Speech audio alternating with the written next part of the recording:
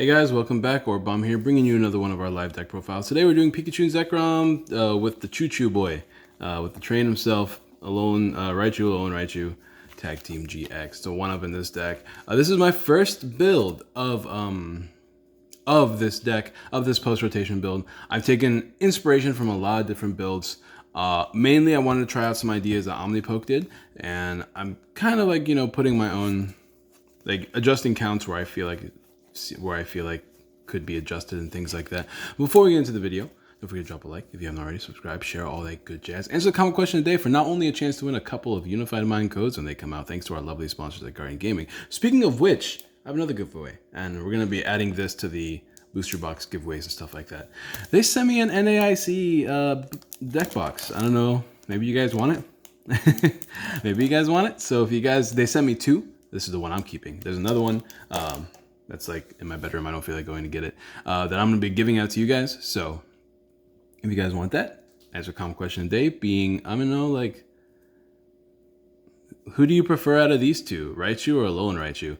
I really like my Pancake Boy, but like OG Raichu is some spicy stuff too. You know, I really like these. I've always been a big fan of Raichu, and Alolan Raichu is great too. So which one do you prefer, Raichu or Alolan Raichu? Let me know in the comments down below for not only a chance to win a booster box, also a deck box, but also I'm at codes, but also we're doing a booster box. We're doing Unified Mind booster box. One winner. You answer the comment question today for this video and any of our post-rotation content. We'll be choosing one random winner to be given a booster box to. And now we have some other things to give away as well. So it's really exciting. Shout out to sponsor Guardian Gaming. And I'm trying to think if there's anything else. Yeah, this was actually pretty fun, very straightforward. I mean, PikaRom is PikaRom, right? Like, I'm not the most experienced PikaRom player, but it's just PikaRom. It's not like it's a good deck to learn how to pilot. And we're gonna go over it. Yeah, so this is, I keep stalling for time. I don't really know why. I'm just kind of here. One Alolan Raichu tag team. I know that Limitless has the English proxies now, but I printed these whenever they weren't English, so forgive me. But it has 260 HP, 2 retreat costs, weakness to fighting, resistance to metal, good stuff right there. Its attack for lightning colorless does 80 damage, and if this Pokemon became your active Pokemon this turn, as in from your bench to your active, just like, you know, Glitchxcity GX, it hits for 80 more damage and paralyzes your opponent, which, to be quite frank, completely busted. First of all, it does have a higher base damage than PikaRom here, being 160 instead of 150. Well, not base damage, but you know what I mean. But it also paralyzes. So those tag teams that are giving you trouble that you can't OHKO, you can instantly paralyze, and that's just it. Like, what can they do? They have to play like weird switch shenanigans, or like having a skateboard to retreat, or like Tate and Liza. And there's just not as many good retreat options nowadays. Not as many good switching options. Like, being forced to play switch into your decks is not super great, and this is just a great way to like checkmate a lot of different decks out there. So that's great. And its attack does 150, and then it switches from the active to the bench. And if you have 2 extra energies attached, you hit for another 100 damage. So it's actually your hardest hitting attack in the game, in your deck. For 5 energies, you hit 250. Pretty useful if you're just looking to OHKO tag team. If you're not planning on using this tag team GX attack, of course. Also has the highest HP outside of, I guess, the Mewtwo that we're playing in here as well. So overall, love this card. It's a great card. Other cards we are playing. 2 PikaRoms. By the way, shout outs to Kate. This is actually her deck list. Her deck. I like it a lot. So there we go.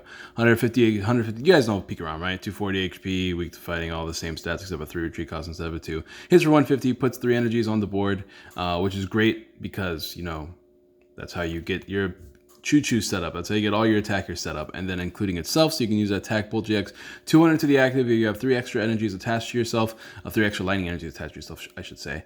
Then you can do 170 to the bench, which, even though we lost Lele, it can still knock out the Denes. It can still knock out a lot of threats, and you can soften things up with the likes of Zapdos and stuff as well. So it's still pretty useful. So that's our line as far as our quote-unquote main attackers go. Everything else is kind of support. We are playing 2-0 Aura, mainly for that free retreat ability in Thunderclap Zone, letting any Pokemon with lightning energy have free retreat. Plasma Fist is technically your highest base damage attack in this deck without any additives, unlike Raichu, so 160. It's a 2-prizer, it's set up a 3-prizer, which is good. Full Voltage is a GX attack you just virtually never use because you can always set up these two to be used, but it does accelerate 5 energies on the board. So I guess it is pretty useful versus like any stall or disruption. 2 to Denes. This is one card I might make it a 3 of just because being able to draw being able to draw 6 is pretty handy in this turbo-based deck. If you guys don't know, discard your hand, draw 6 when you play it down from your bench, from your hand to your bench. It also has Tingly Return GX, which is a great stall GX attack that you can use as well. Puts it back into your hand and paralyzes your opponent. Sometimes you just need that extra turn to set up. Maybe you just have that dead hand or something like that. It is pretty handy for that reason. And as far as our non-GX goes, we got 1 Zapdos. Zapdos is fine. I mean, I play it as a 1-of because why not, right? Man, why is the glare immediately right there? All right, well, what if we do this? These cards here, this card right there. All right, cool, perfect. Of course, 1 Cocoa Prism, accelerate energies onto your board with Dance of the Ages. I'm not going to go too deep into these cards because you guys know what they do.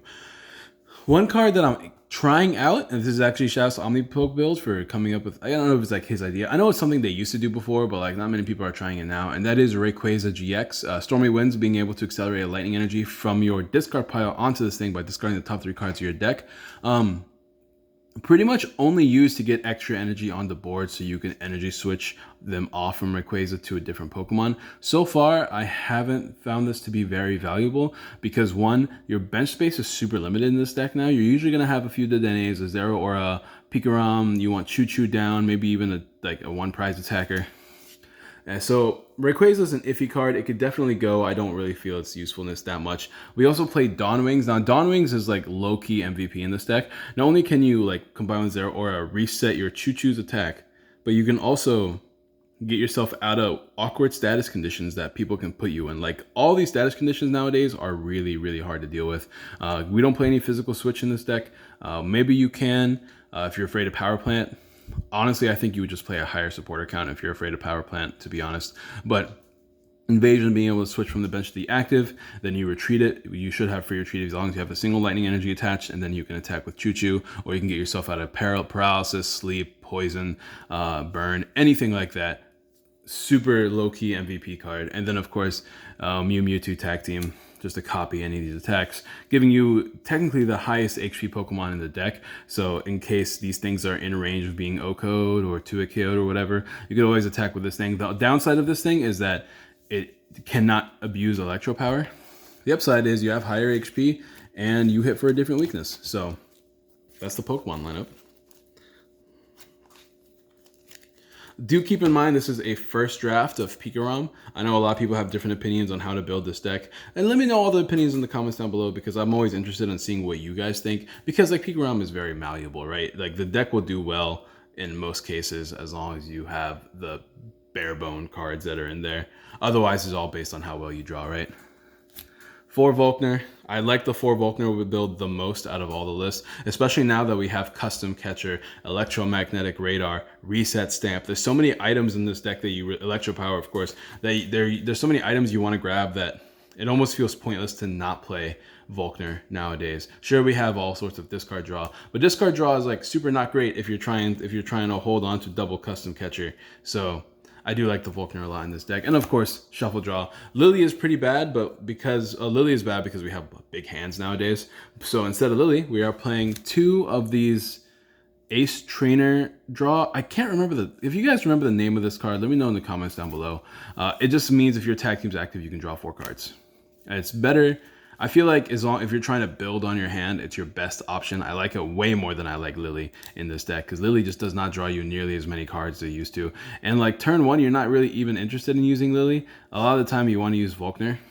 If you don't like these cards, you could probably cut them for like Pokegears or something to try to help you find Cynthia's more often. But I've been enjoying just the extra draw 4. It really gets me into the combo pieces a little bit more often. And since we do have retreating options with our Zero Aura, we're going to have tag teams in the active a lot of the time. So, fan of this card. Now, as far as the items go, here's where the core of the deck goes. Of course, Lightning Deck means 4 Electro Powers. Not too much to say about that. They are 4 Electro Powers. Read them and weep, boys. We got 4 Custom Catchers, and the glare is just awful. There we go. We're going to put them right there.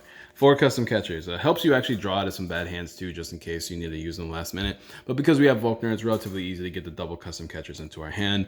4 Electromagnetic Radar. Probably the best search we have in the deck. This card is pretty good. Getting 2 GXs is pretty good. So I like it. Some backup cards.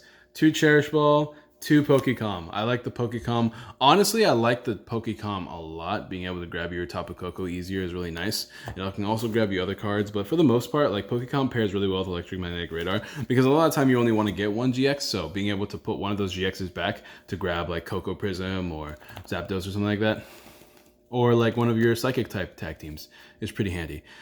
I'm playing around with I don't know, the Cherish Ball I feel like it's still good because Cherish Ball equals the Dedenne, Electromagnetic Radar equals the Dedenne. You want to keep this deck as consistent as possible, and the Dedenne is a big reason for that. So I still like the Cherish Ball count, but Pokécon's been coming in handy. I don't know if I want to play more, but for the time being, 2 is good. I can definitely see you playing more though. Like I said, I don't think you really need Rayquaza in this deck. So Rayquaza is like the first card I can think of that can go. But like I really like the search count right now, but I would love to play more Pokécoms. As far as the energy switching count goes, 2 energy switch, 2 tag switch. Want to play a 4th energy switch as well. I like the 2 tag switch. I don't think tag switch is as good as energy switch just because you're gonna have energies on things like Zeraora and Dedenne and Dawn Wings and stuff like that. And you can't use tag switch on that, which tag switch moves 2 energies from a tag team Pokemon to another Pokemon. So they have to be on the tag team for the energies to be moved. But being able to move 2 means you never have to be as all in on a PikaRom. And if you're ever using Full Blitz or whatever it's called, what's that attack called again? Is it Full Blitz? Am I making that up? Yeah, it's Full Blitz. If you're ever using Full Blitz and you're wondering where to attach the energies, just attach them anywhere to a different tag team, I should say, and then you can always tag switch, move those energies onto the other one, and then manually attach, and then you have an attack ready, pretty much. So it's I like the tag switch a lot. Energy switch is just overall like probably better though, but I don't want to go below 2 tag switch. And we are playing 2 reset stamp because the card is absolutely bonkers when it works. It can really disrupt strategies. It's kind of absurd. And of course, 1 Stadium Navi. This is something I've been trying for a while now. I like it. Just a Volkner way to potentially get you a full, what's it called? Thunder Mountain, which you are playing 1 Thunder Mountain. You know, I'll do that with the counter, whatever. Stadium Navi gives you a chance to get Thunder Mountain as well as another Stadium, I guess. Flip 2 coins for each head search your deck for a Stadium card. It's vulnerable, I guess, if that's even a word. Vulnerable, and I like it. It doesn't always work, just like that timer ball effect, but when it does work, you can get those turn 2 full blitzes fairly consistently. So I like the Stadium Navi. And yeah, I'm trying to think if there's anything else. I'm trying to think if there's anything I want to cut, really. Because one thing I really do want to play around with in this deck is Acrobikes. But I'm always like super skeptical about playing both Acrobike and Custom Catcher in the same deck. So I haven't put in any Acrobikes yet. Like if I were to choose, I'd probably play Judge's Whistle over it just because of the -1. But I don't know, it's very weird. We are playing 1 Thunder Mountain, and I'm choosing to play 2. Lysander Labs, that's what that card is, in case you guys are curious. Look at that glare. Isn't that pretty? I think that's gorgeous. I love it. I love the way these hollows look. Anyways, Lysander Labs, I like it. Tina, Tina Malamar, Mally Tina, whatever you want to call. Giratina Malamar. It's annoying. Spell tags are annoying. Guardian, annoying. Your only way to really play around Guardian is Mewtwo and Zapdos, and I guess also Coco. It does technically hit more than Zapdos does. Not exactly the best ways to do it if they have the Lightning Charm. You need that Lysander Labs, of course. And like with the Mewtwo, it's even more annoying because they can have both the Charm and they can have Power Plant, meaning your Mewtwo can't attack, meaning your only real way to do it is with Zapdos. And yes, they play Power Plant because Power Plant's a ridiculous stadium right now. So I think Lysander Labs is way too important. I think Guardian, as much crap as people give Guardian lately, it's still a very powerful contender in this current format. So I say Lysander Labs to be safe. Also helps you versus Giratina Malamar, spell tags in general. Like, it's a little bit helpful versus the likes of Giratina Malamar or Tina Chomp Mally, because of course with Tina Chomp Mally they also use spell tags to try to put damage on your board, to put things in range. It's not going to help you as much as you think it will, but You'll eventually get there. It's definitely a winnable matchup. And then as far as the energy goes, same thing as everybody else. Everyone's playing 11. I decided to hop on the 11 train. We're playing 11 Lightning Energies. And that's going to be the deck profile, guys. Not too much to talk about here. It's got pretty good matchups across the board. Keldeo is another one of those big issues. You can't really play Power Plant in this deck, but Keldeo is definitely a problem. Like, you only have your one Zapdos to deal with Keldeo, and of course, you're going to have to attack with Coco Prism in that matchup as well. And then you just kind of lose after that. There's not really a way to deal with Quad Keldeo, but I think Quad Keldeo is some hot doo-doo butter. Like, I don't think it's a good deck at all. So I'm not too worried about it, but if you are worried about it, there's a brand new Circuitry that when you're at 3 prizes, or your opponent's at 3 prizes, you can hit them for 120. Of course, you do have access to Electro Powers to take big knockouts. You could always increase your Zapdos count to a 2 of, because you do have access to Dawn Wings. You can switch between Zapdos fairly easily. What else can you do versus Zapdos? I don't know. There's no like colorless grass type attackers yet to tech in here, so for the time being, those are pretty much your options. You know what I need to start doing? I need to start making a list of I can't really pull out my phone, but I need to start making a list of all the decks in the current format that I feel like are worth talking about. I think I'm gonna start doing that. Probably not in the next video, but maybe the video after that. We'll see. Anyways, thank you guys for watching. Don't forget to drop a like, I mentioned earlier, if you want a chance to win some spicy boxes, which I'm about to open that one up here in a second. I'm excited. Anyways, thank you guys for watching. Don't forget to drop a like, subscribe, share all that good jazz, and I'll see you guys next time with another live deck profile / TCG matchup. Yeah. Peace.